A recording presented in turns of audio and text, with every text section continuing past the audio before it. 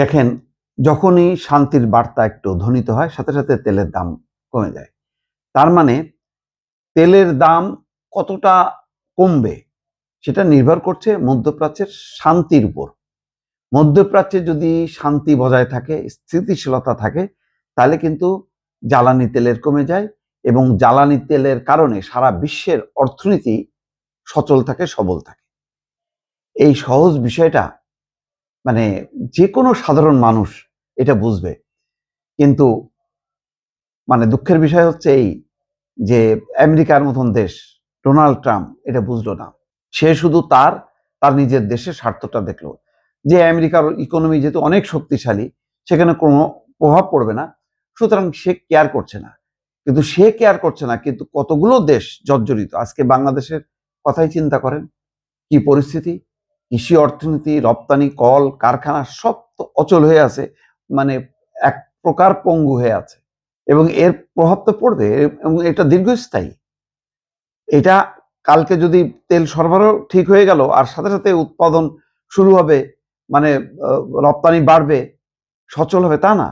এই ক্ষতের প্রভাবটা কিন্তু আগামী 2-3 বছর থাকবে এবং আগামী 2-3 বছরে মন্দা থাকবে। তাহলে একটা কঠিন সংকটের মধ্যে কিন্তু আমরা পড়ে গেলাম। এবং এই সংকটটা তৈরি করলো কে? তৈরি করলো, এর পুরো দায় হচ্ছে আমেরিকার। আমেরিকার শাসকরা এই সংকটটা তৈরি করছে। তাদের কোনোভাবেই উচিত হয়নি এই যুদ্ধে নামা। ইসরায়েল একটা সন্ত্রাসী রাষ্ট্র, একটা উগ্রবাদী রাষ্ট্র। সে তো চাইবেই যে সে তার দেশের পরিধি বাড়াইতে, সীমানা বাড়াইতে, মধ্যপ্রাচ্যের উপর মাস্তানি করতে সে নানা রকম ফন্দি ফিকির করবে। সেখানে বারাক ওবামা তো তার ট্রাপে পা দেয়নি, ইভেন বাইডেনও দেয়নি। কিন্তু ডোনাল্ড ট্রাম্প এই ফাঁদে পা দিয়ে এমন যুদ্ধে জড়ালো, যেই যুদ্ধে আসলে কোনো জয় নেই, পরাজয় নেই, কিন্তু বিশাল ক্ষতি আছে। সেই ক্ষতি সাধারণ মানুষের, সেই ক্ষতি মধ্যপ্রাচ্যের অর্থনীতির, শাসক গোষ্ঠীর, সেই ক্ষতি আমাদের মতন দেশগুলোর।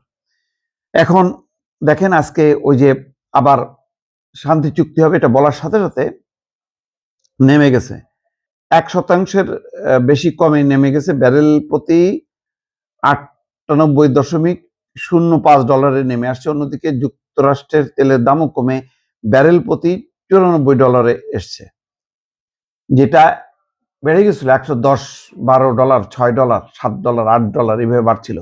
সেটা এখন $100 নিচে নেমে আসছে। এখন এই যদি সত্যি সত্যি একটা শান্তি চুক্তি হয়, যদি একটা সম্মানজনক চুক্তি হয়, তাহলে কিন্তু থেমে যাবে।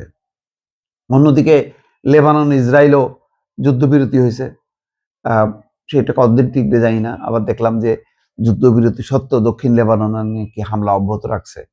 এটা ফেক। এই ধরনের যুদ্ধবিরতির কোনো অর্থ হয় না। লেবানন তো যুদ্ধ করছে না, হামলা হচ্ছে। তা হামলা বন্ধের দায় তো ইসরায়েলের, এখানে তো লেবাননের কোনো দায় না।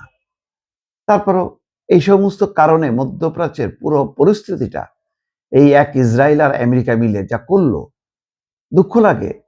এতগুলো মুসলিম দেশ, তাদের কি শক্তি, তাদের কি অর্থ, এগুলি তারা কাজে লাগায় ঐক্যবদ্ধ হয়ে এই মানে ইসরায়েল এবং আমেরিকাকে তাড়াইতে পারলো না তারা। দুঃখজনক।